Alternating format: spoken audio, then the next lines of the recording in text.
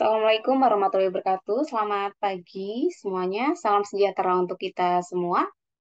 Kembali lagi di channel saya, Catatan Akuntan, bersama saya, Siti Rohimah.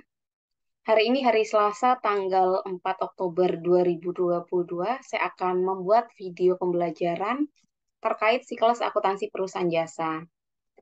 Nah, teman-teman, agak berbeda dari 5 video sebelumnya, di mana saya menyusun siklus akuntansi perusahaan jasa, tapi versi menggunakan software. Untuk saat ini, saya akan membuat siklus akuntansi perusahaan jasa secara manual. Jadi manualnya seperti apa? Dan untuk video siklus akuntansi perusahaan jasa yang kita akan buat secara manual di sini, akan terdiri dari beberapa bagian. Untuk video ini adalah bagian pertama, yaitu menyusun jurnal umum. Nah, teman-teman semua, di layar teman-teman sudah ada contoh soal yang saya buat, di mana ada perusahaan, di sini kasusnya ada perusahaan jasa, yang didirikan tanggal 1 November 2021, ya. Nama perusahaan ini adalah Arsyad Komputer. Nah, teman-teman di sini ada berbagai transaksi yang saya tandai warna kuning adalah nanti transaksi untuk jurnal penyesuaian, kemudian yang tidak saya tandai alias yang berwarna putih, ini yang akan kita buat jurnal umumnya, gitu ya. Nah, ini adalah soal, kemudian di sheet kedua, ini adalah sheet jawab, jadi nanti jawabannya akan kita letakkan di sini. Nah, Mbak Mas semua, seperti yang kita ketahui, siklus akuntansi perusahaan jasa itu akan dimulai dari transaksi, kemudian bukti transaksi, maka selanjutnya adalah membuat jurnal umum. Saat ini misalkan ada soal seperti ini, yang mana soal ini berasal dari bukti transaksi dan sebelumnya berasal dari transaksi historis yang sudah terjadi, gitu ya. Nah, kita akan coba menjawab berbagai soal ini. Nah, sebelumnya, karena kita akan membuat jurnal umum, maka kita buat dulu form jurnal umumnya. Oke, nama perusahaan kita adalah Arsyad Komputer. Kita copy. Nama perusahaannya perusahaan apa? Kita pakai akun berbahasa Indonesia dulu ya. Arsyad Komputer. Kemudian nama laporannya laporan apa ini? Oh, jurnal umum misalkan. Per ini bulan November, berarti November berakhir tanggal 30 November 2021. Nah, kemudian teman-teman semua kita harus mengingat kolom apa saja yang perlu kita buat untuk menyusun jurnal umum. Pertama adalah tanggal, kemudian keterangan. Setelah keterangan, kemudian ada kolom ref atau referensi, kemudian debit dan kredit. Nah, ini kolom yang perlu kita buat ya, teman-teman. Nah, tanggal di sini, ya namanya saja tanggal ya. Kalau tanggal berarti diisi tanggal terjadinya transaksi. Keterangan diisi debit dan kredit. Jadi jurnalnya debitnya apa, kreditnya apa. Referensi diisi untuk nomor akun pada saat kita akan melakukan posting. Gitu ya. Kemudian debit kredit diisikan nominal mutasi di sebelah kiri maupun mutasi di sebelah kanan. Itu seperti apa? Oke, kita mulai dulu. Kita rapikan dulu untuk kolomnya dan barisnya juga ya. Kalau misalnya ada yang mau disesuaikan, silahkan. Nah, sebelum masuk ke tanggal, kita mau dituliskan tahunnya boleh. Tulis tahunnya lagi, kemudian bulannya November. Kita tuliskan November. Kemudian di sini tuliskan tanggalnya, tanggal berapa. Ini tahunnya, kemudian ini bulannya. Ya, sementara kita buat ini dulu ya.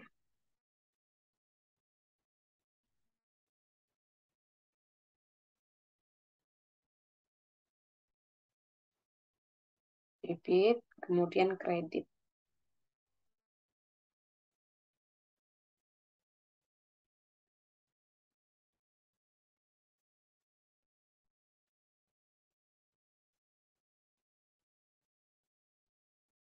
Ya, tanggal keterangan draft debit dan kredit ini adalah kolom yang kita punya. Kemudian kita akan masuk ke transaksi pertama. Transaksi pertama adalah Tuan Arsyad menginvestasikan uangnya sebesar 150 juta rupiah. Kemudian, 150 juta. Kemudian kendaraan senilai 75 juta rupiah, serta peralatan senilai 20 juta rupiah. Nah, sekarang posisinya, kita itu bukan sebagai Tuan Arsyad, bukan, tapi kita posisinya sebagai perusahaan yang bernama Arsyad Komputer. Oke, saya ulangi ya. Kita tidak sebagai, di sini kita tidak sebagai Tuan Arsyad, tapi kita sebagai perusahaan. Kita sebagai perusahaan bernama Arsyad Komputer, gitu ya. Arsyad Komputer. Nah, sekarang di tanggal 1, Tuan Arsyad itu menginvestasikan uangnya sebesar 150 juta. Ketika Tuan Arsyad menginvestasikan uangnya 150 juta kepada perusahaan, maka perusahaan dapat uang senilai 150 juta. Gitu ya. Karena perusahaan dapat uang, maka kasnya bertambah. Kita isi ini tanggal 1. Mas ingat bertambah di sebelah debit. Tadi nilainya adalah 150 juta rupiah. 150 juta rupiah. Kemudian kendaraan senilai 75 juta. Karena kita dapat kendaraan, maka kendaraan kita bertambah. 75 juta rupiah. 75 juta rupiah. Selanjutnya, Arsyad juga menginvestasikan peralatan senilai 20 juta. Karena ada investasi berupa peralatan, maka peralatannya juga bertambah. Peralatan bertambah nilainya 20 juta rupiah. Nah, sekarang perusahaan kita dapat uang, dapat kendaraan, dapat peralatan dari siapa? Dari Tuan Arsyad. Maka di sini akan kita tambahkan namanya modal Tuan Arsyad. Jadi Tuan Arsyad menanamkan modalnya dalam bentuk uang tunai, kendaraan, dan peralatan. Maka di sini ketiganya itu merupakan modalnya Tuan Arsyad. Nah, jadi tanggal 1, Tuan Arsyad punya modal senilai 245 juta rupiah. Artinya apa? Yang namanya modal itu tidak cuma uang tunai. Bisa jadi berupa aset tetap di sini. Gitu. Oke, ini adalah transaksi 1. Kemudian transaksi yang kedua. Transaksi yang kedua. Ini saya tandai biar nggak bingung, saya tandai warna hijau. Tanggal 3, Tuan Arsyad membayar sewa gedung 18 juta rupiah dengan menggunakan pendekatan aset. Oke, bayar sewa gedung 18 juta rupiah untuk 6 bulan ke depan. Artinya sebenarnya kalau Tuan Arsyad itu membayar uang sewa setiap bulan saja, dia hanya mengeluarkan uang 3 juta rupiah. Tapi dia kasusnya membayar untuk 6 bulan ke depan. Dan pendekatannya aset, karena pendekatannya aset, maka debitnya adalah aset. Berupa sewa gedung dibayar di muka, atau sewa dibayar di muka. Di sini kita tulis tanggal 3. Akan muncul aset namanya sewa dibayar di muka. Jumlahnya berapa? Jumlahnya adalah 18 juta rupiah. Karena bayarnya pakai uang, maka kasnya berkurang senilai 18 juta rupiah. Kemudian, sudah ya yang ini. Kemudian untuk transaksi tanggal 3, yang kedua atau transaksi yang ketiga, Tuan Arsyad membayar iklan untuk 5 kali terbit. Bayar iklan untuk 5 kali terbit. Artinya untuk 5 kali ke depan ya. 5 kali 2.500.000. Berarti tanggal 3 akan ada iklan dibayar di muka. Tanggal 3 ada iklan dibayar di muka karena bayarnya pakai uang, kasnya berkurang. Tadi 2.500.000 rupiah. Sama 2.500.000 rupiah. Oke, sudah. Kemudian tanggal 5, saya hitung dulu ini ada berapa transaksi. Ada 15 transaksi. Transaksi yang keempat, tanggal 5, Tuan Arsyad membeli alat tulis kantor. Beli alat tulis kantor. Kalau kita beli ATK, oke, berarti uangnya akan berkurang. Uang itu merupakan kas, kasnya berarti di kredit. Kas berkurang di kredit. ATK, ATK kalau dalam istilah akuntansi itu merupakan perlengkapan. Jadi di tanggal 5 ada namanya perlengkapan. Oke, perlengkapan 5 juta rupiah debit. Kemudian karena bayarnya pakai uang tunai, maka kasnya berkurang sebesar 5 juta rupiah juga. Ini saya freeze ya biar lebih mudah. Nah,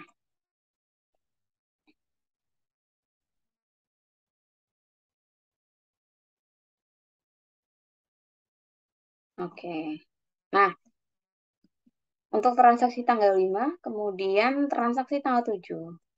Untuk transaksi tanggal 7, telah diselesaikan pekerjaan servis komputer dari Tuan Yogi senilai 7.500.000, uangnya baru diterima 2 juta.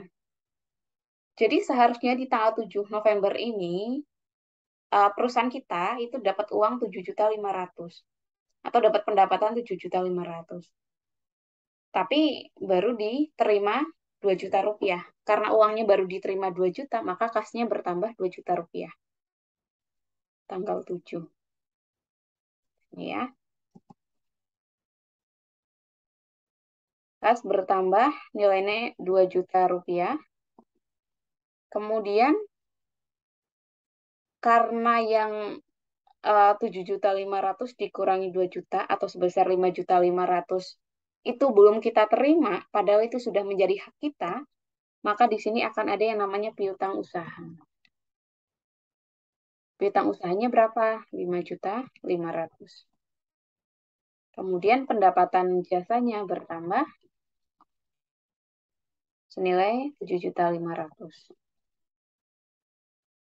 Nah, dari transaksi ini kesimpulannya apa? Jadi walaupun kita belum terima uangnya 100%, tapi karena kita sudah bekerja, kita bisa mengakui pendapatan jasa senilai 100%, tapi uangnya karena belum diterima 100%, ya kita tuliskan, kita masukkan yang memang benar-benar diterima. Sisanya berarti merupakan piutang kita. Hak kita dalam bentuk piutang. Tuh. Kemudian lanjut ke transaksi tanggal 8. Transaksi tanggal 8 dibayar biaya konsumsi rapat senilai 250.000 rupiah. Bayar konsumsi. Bayar konsumsi. Berarti akan ada eh, biaya rapat atau beban konsumsi, terserah teman-teman mau pakai istilah yang mana. Konsumsi misalkan saya pakai istilah pakai beban ya, beban konsumsi. Jumlahnya 250.000 rupiah. Karena bayar tunai, maka kasnya berkurang 250.000 rupiah. Kemudian di transaksi tanggal 9, dibeli peralatan kantor senilai 3.500.000. Oke, sebentar.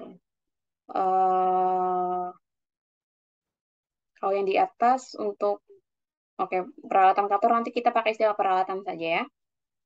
Tanggal 9 November dibeli peralatan kantor kepada toko Jayadi, dibayar tunai 60%, sisanya dibayarkan kemudian. Nah, kita lihat belinya 3.500.000, maka peralatan kita bertambah 3.500.000. Ini tanggalnya 9.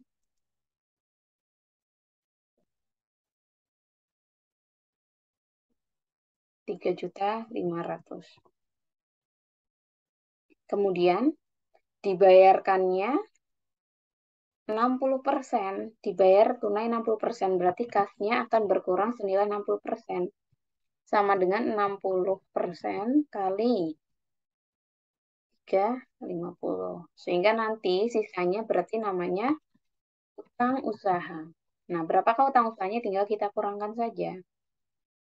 Nah, utang usahanya jadi 1.400.000. Oke, itu untuk transaksi yang ke sekian atau transaksi tanggal 9 November. Untuk transaksi selanjutnya adalah tanggal 13 November. Diterima uang servis komputer secara tunai. Diterima uang servis komputer, diterima secara tunai. Berarti ada kasnya bertambah ya. Kasnya bertambah berarti kasnya debit tanggal 13.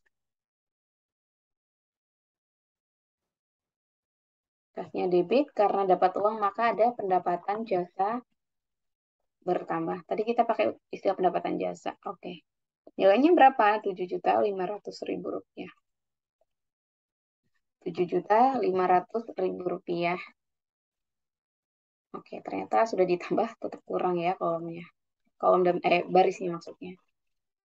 Bentar, kita tambahkan dulu. Oke. Nah, sama dengan 7.500.000. Oke, soal 13, kemudian soal 15. Dibayar utang kepada toko Jayadi atas transaksi tanggal 9 November. 9 November kita lihat. Oh, ada utang ya. Karena bayar utang, maka utangnya berkurang. Gitu ya, tanggal 15. Bayar utang berarti utang usahanya berkurang. Karena bayar, maka kasnya juga berkurang. Nilainya berapa? Kita panggil data tanggal 9. Kita punya utang berapa? Oh, 1.400.000. Maka di sini 1.400.000 rupiah. Itu untuk transaksi tanggal 15. Dibayar biaya telepon 275. Bayar biaya telepon tanggal 16. Ada beban telepon. Karena bayarnya tunai maka kas. Nilainya 275.000. 275.000 rupiah. Oke. Kemudian tanggal 16 yang kedua diterima uang dari Tuan Yogi atas transaksi tanggal 7. Oh, ini tanggal 7. Tanggal 16 ya. 16 Tuan Yogi transaksi tanggal 7 itu berarti ada piutang ya. Ada piutang. Nah, ada piutang 5.500.000 karena diterima maka piutangnya berkurang 5.500.000. Berkurang di kredit 5.500.000. Kemudian karena dapat uang maka kasnya bertambah di debit 5.500.000 rupiah. Nah, kemudian ya tanggal 18 November. Pada tanggal 18 November di sini telah diselesaikan servis komputer sebanyak 25 unit. Namun CV Elektro belum membayar. Jadi kita sudah menyelesaikan suatu pekerjaan, tapi uangnya belum kita terima sama sekali. Nah, karena kita sudah bekerja, sudah menyelesaikan pekerjaan, maka kita boleh mengakuinya sebagai pendapatan, walaupun uangnya belum kita terima. Oke, berarti karena uangnya belum diterima, kita punya yang namanya piutang usaha. Gitu ya. 18. Kita punya piutang usaha. Piutang usahanya atas apa? Atas pendapatan jasa yang kita berikan. Nah, nominalnya berapa? Tinggal kita kalikan 25 kali 250 ribu rupiah. Oke. Sudah tanggal 18. Untuk selanjutnya, di tanggal 20 November, Tuan Arsyad mengambil uang untuk keperluan pribadinya. Tuan Arsyad mengambil uang untuk keperluan pribadinya, 200 ribu rupiah. Tanggal 20. Kalau mengambil uang untuk kepentingan pribadi itu istilahnya adalah privé, gitu ya. Jadi privé-nya bertambah. Tadi 200 ribu rupiah. Karena ngambil uang dari perusahaan, maka kasnya perusahaan akan berkurang 200 ribu rupiah. Nah, tanggal 20 yang selanjutnya, dibayar gaji karyawan 3 juta rupiah. Bayar gaji. Maka akan ada, tanggalnya sama nggak tadi? 20 ya. Bayar gaji, maka akan ada beban gaji. Karena bayarnya pakai uang, maka akan ada kas. Berapa nilainya? 3 juta rupiah. Sama di sini juga 3 juta rupiah. Kemudian soal terakhir untuk jurnal umum, diterima uang servis komputer senilai 20 juta rupiah tunai. Diterima uang servis komputer. Diterima uang servis, maka kasnya bertambah.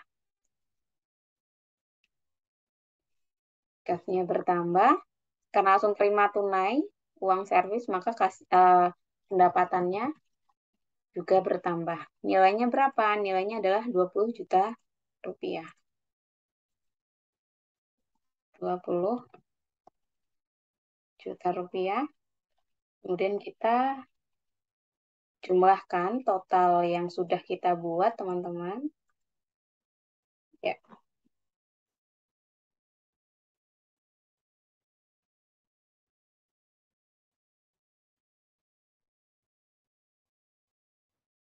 oke. Sekarang kita jumlahkan.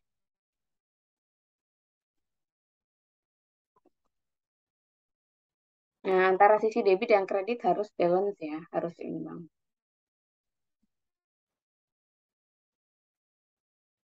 Oke, debit dan kredit sudah seimbang, sudah balance. Nah, tapi bukan berarti kalau Mbak Mas membuat jurnal ketika sudah seimbang antara kiri dan kanan, antara debit dan kredit, bukan berarti itu sudah benar ya. Seimbang itu belum tentu benar, tapi kita lihat masing-masing jurnalnya, kita cek lagi. Oke, sekian teman-teman untuk video siklus akuntansi perusahaan jasa secara manual. Untuk video selanjutnya, kita akan mencoba membahas bagaimana posting dari jurnal umum ke buku besar. Terima kasih semuanya. Kurang lebih mohon maaf jika ada kekurangan. Saya akhiri. Assalamualaikum warahmatullahi wabarakatuh. Terima kasih.